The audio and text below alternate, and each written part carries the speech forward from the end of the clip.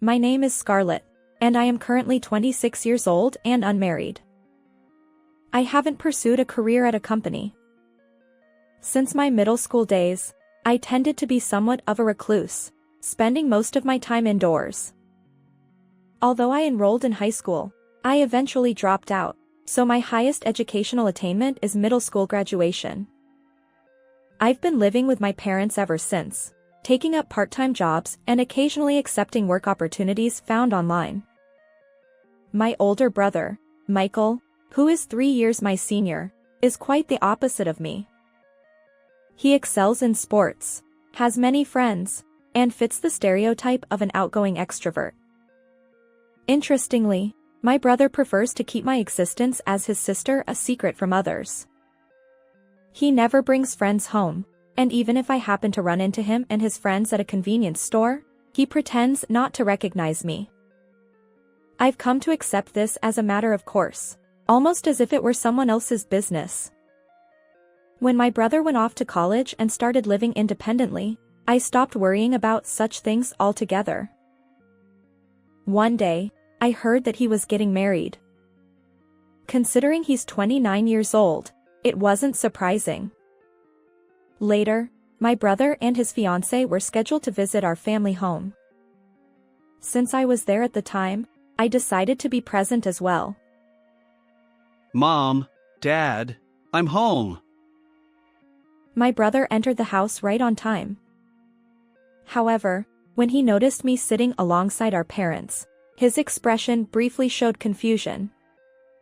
Without noticing my brother's attitude, his fiancée followed suit. Thank you for having us. And then she, too, seemed puzzled when she looked at me. I could tell she was silently asking my brother, "Who is this?" It appears my brother hadn't informed her about my existence. When our mother introduced herself and our father, she conveniently left me out of the introductions.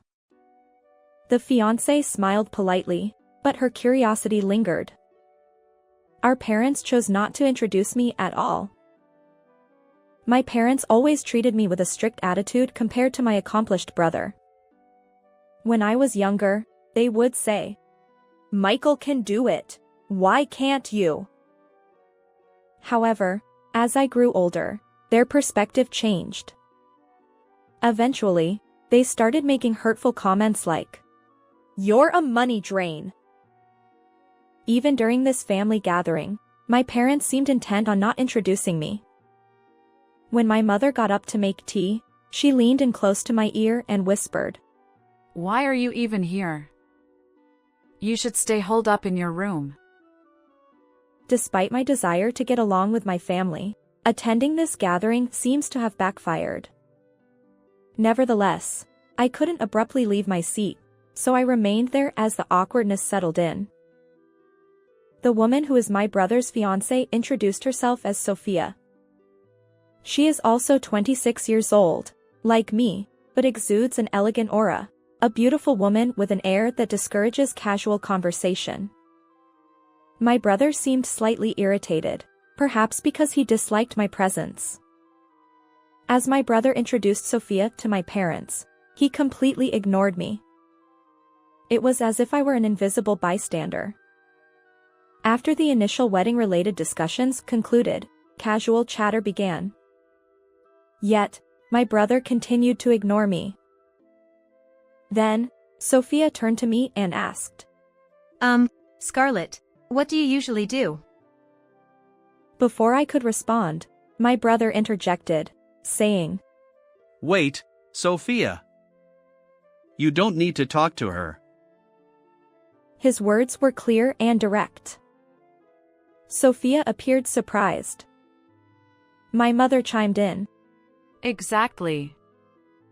Don't worry about it. Even my father joined in, saying, Yeah, don't mind her. She's just a stranger, who is blood-related, after all. When my father uttered those words, something inside me shifted. A stranger, huh? So reconciliation was impossible from the start.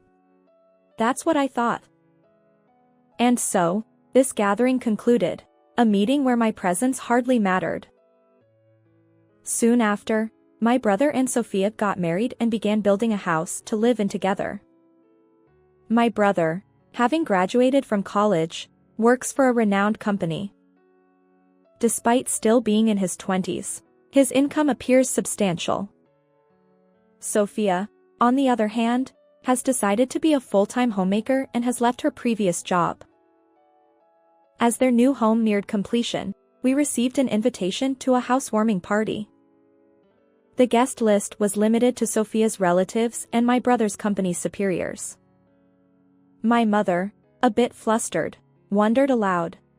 Oh, it's already finished? Time flies. I need to prepare a housewarming gift. What would be suitable? There's no need for anything extravagant because we're family. He absent-mindedly flipped over the invitation. To my surprise, only my parents' names were listed. Mine was conspicuously absent. My mother seemed to notice but still asked. Scarlett, you'll be going too, won't you? I wondered what her intentions were. After all, even during that initial meeting, she pretended not to know anything about me. I don't need to go. I wasn't even invited. No, you're going. I'll make sure of it. My mother insisted, and against my wishes, I found myself attending the party. On the day of the party, it was raining. My parents and I took a taxi to my brother and Sophia's house. Since it was raining, my brother and Sophia didn't come out to the garden. Instead, they welcomed the guests at the front door. As soon as we arrived at their house, my mother turned to me and said, You'll cover the taxi fare, won't you? She got out of the car with my father before I could respond. Without umbrellas, they both hurriedly made their way to the entrance. So that's why, I thought, understanding the situation. Our house and my brother's place were quite a distance apart. Yet, taking a taxi seemed extravagant to us. I had that thought. I had been called to pay for the ride. After settling the bill, I jogged toward the entrance. Who are you? It seemed she had forgotten me, considering we had only met once.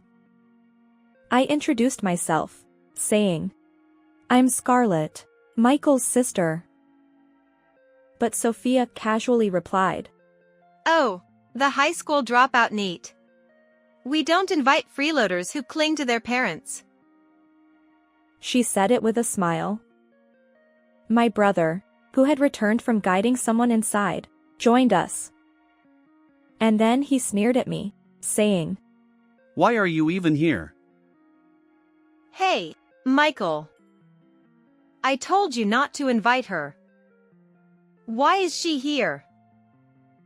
Well, I'm not sure either. It's a mystery. My brother clearly didn't want me there. Somehow, Sophia's attitude had changed too, worse than my brother or parents.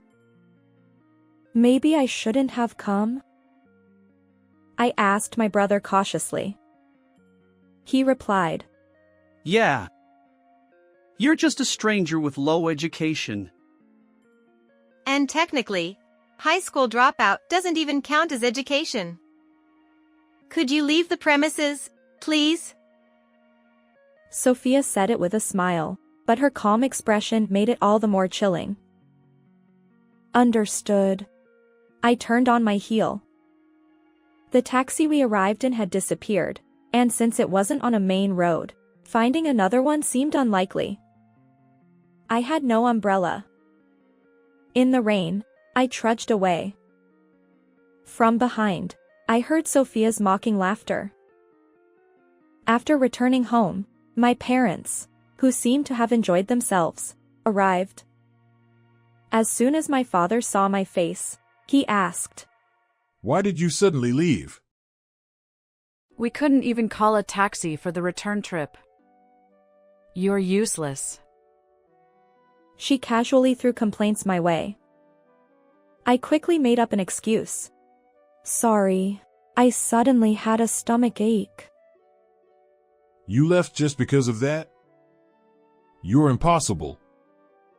You'll give them the congratulatory gift another time. After all, you're an adult. Speaking of which, I had prepared something to give at the party, but I ended up bringing it back home. I considered mailing it, but I didn't know their address. While I could have asked my parents, the atmosphere made it awkward. So, I decided to contact my brother via his phone. I messaged him. I'd like to send a congratulatory gift. Could you share your address? I don't give my address to a stranger. His reply was curt. I sighed. Was he secretly enjoying this power play, invisible to everyone else? It was exasperating. Perhaps he wasn't the only one behind the messages. Maybe Sophia, too, laughed alongside him, watching the whole charade. Either way, it was utterly pointless. And so, I gave up on sending the congratulatory gift. After some time, I decided to leave home.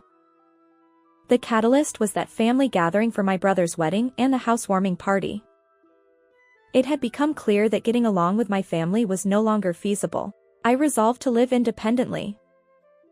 Although I didn't hold a regular job, I had saved money from part-time work. I managed to rent a place for myself. However, my financial situation was precarious, so I decided to start video streaming during my free time. Since I had always enjoyed watching live streams, I was curious about how popular streamers monetized their content and increased their viewership. Starting my own live streams, I gradually earned a few $100s per month. As my audience grew, my income increased further, allowing me to cover my living expenses. With the surplus funds, I ventured into investments. My investment endeavors went well, and I eventually started a small business importing and selling home goods. Despite the busy schedule, each day felt fulfilling. Unlike my family, who used to criticize my constant computer use, I faced no complaints. Several months later, I received a call from my parents, our first contact since I left home. We want you to financially support Michael. Why? I was puzzled and asked. What had happened to the person who had recently built a new house? My parents hesitantly explained that my brother had been hosting frequent parties at their new home. He interacted with various people, including superiors, executives, and acquaintances of Sophia. It seems that someone approached him with an investment opportunity, and my brother ended up trusting this person's word. He was taken in by the promise of making a quick profit in a few months and, unfortunately, it looks like he wasted a substantial amount of money.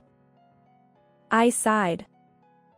Despite having a stable job, my brother's impulsive decision was disappointing. Who was this person recommending the investment? Could it be a scam? No, it was someone Sophia knows. My parents seemed to trust Sophia implicitly. When I inquired about the amount needed, I was taken aback. It was a sum beyond what an ordinary employee could easily provide. Is this money genuinely only for Michael? I asked cautiously. As expected, my parents confirmed. We were also introduced to the same investment opportunity. They looked uncomfortable. I can't easily come up with that much money. I'm sorry, I said, attempting to unilaterally end the call. But then my parents clung to me. Aren't we family? Help us out in times like this. Family? Why now? I'm sorry, but I'm busy. Besides, I'm just a stranger, right? With those words, I hung up the phone. A few days later, my parents, Michael and Sophia, unexpectedly showed up at my company's office.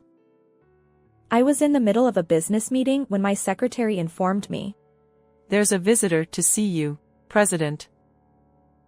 Confused, as I hadn't scheduled any other appointments, I asked, "Who are they?" They said they're your family. My heart sank.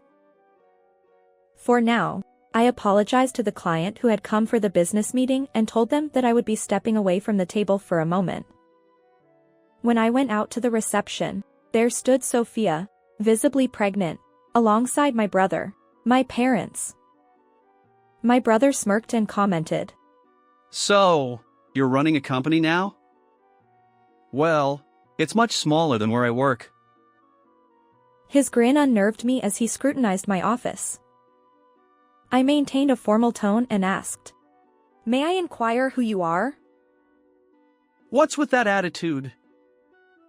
My brother lost his temper and raised his voice, but my mother intervened and began explaining.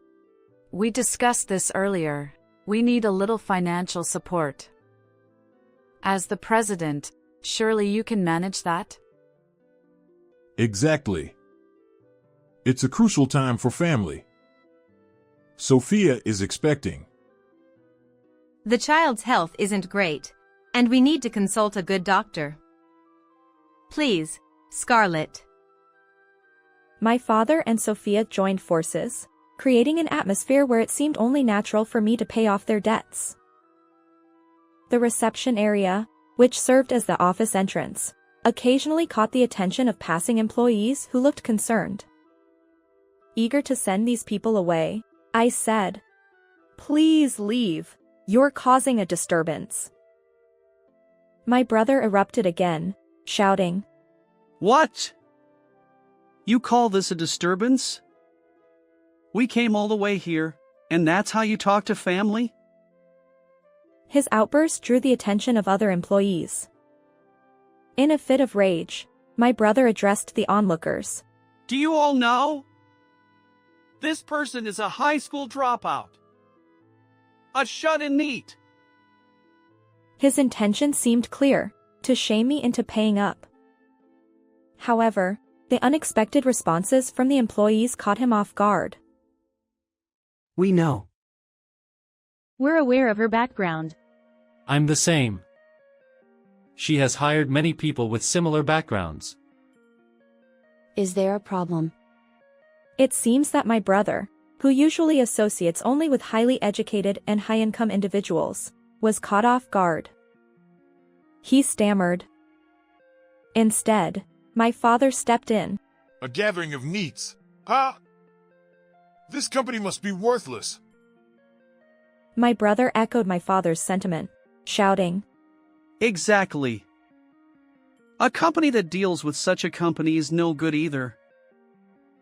Just then, the president of one of our business partners emerged from the reception room, likely drawn by the raised voices. My brother's face turned pale as he recognized the president. Sophia, noticing his distress, asked, What's wrong, Michael? Don't mention my name. My brother muttered to Sophia in a hushed tone. But it was too late. The president approached my brother directly, saying, Michael?